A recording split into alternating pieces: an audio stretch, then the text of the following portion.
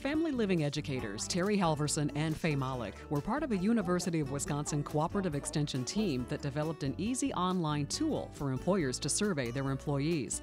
The survey provides information on the extent to which their employees are involved in caregiving.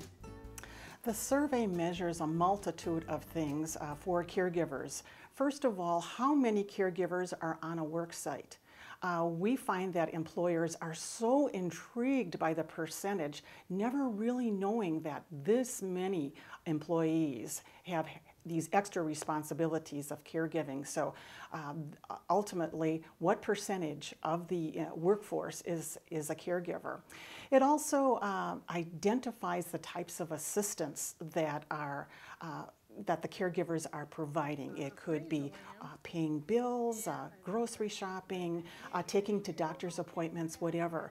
We know that those kind of early stages of caregiving tell the employer that, this caregiver is just starting. Supporting this caregiver with a variety of resources can really help this caregiver balance some of those caregiving duties. When we wind up going through the survey, we wanted to know what type of caregiver. Are they the ones supplying the main care for the care recipient? We wanted to gather general demographic info on when it comes to who the caregivers are. How many adults do they care for?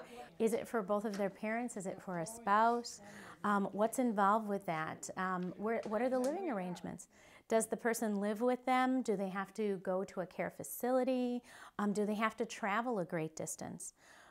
We also gathered information on whether the person has memory impairment, dementia, any of the things that could make it much more difficult to be a caregiver.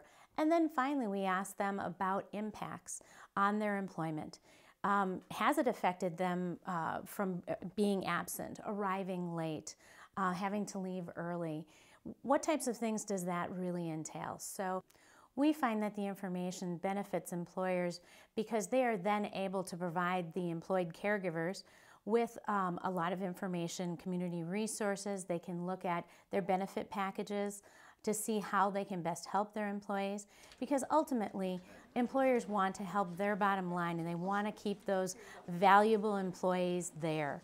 And many of the employed caregivers wind up decreasing their work hours, maybe even leaving their jobs, which that winds up costing the employers quite a bit of money.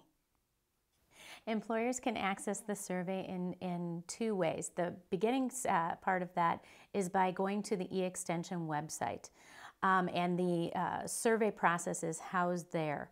We have a web page. The person can fill out a registration form, and once they fill out the registration form, the information winds up going to someone who helps us manage the survey. They will receive the information back saying, here's the URL that you will be using with your employees, and that URL then allows them to give it to each of their employees via their computer and basically their email system. If they have employees that cannot access the computer, there is also a paper copy that can be given to those employees. That does have to be entered into the online system, but usually that's a very quick process. When we go to the online site, there is a lot of other things that are available to the person who's kind of coordinating the survey, if you will. And we have report tools there. There is an instruction sheet to walk you through the process very quickly, very easily. And then there are examples of the reports that are available that we discussed before. And also then the data is then shipped back once the survey is completed. The information is put into the template and the reports are ready to go. And all of that information then belongs to the employer.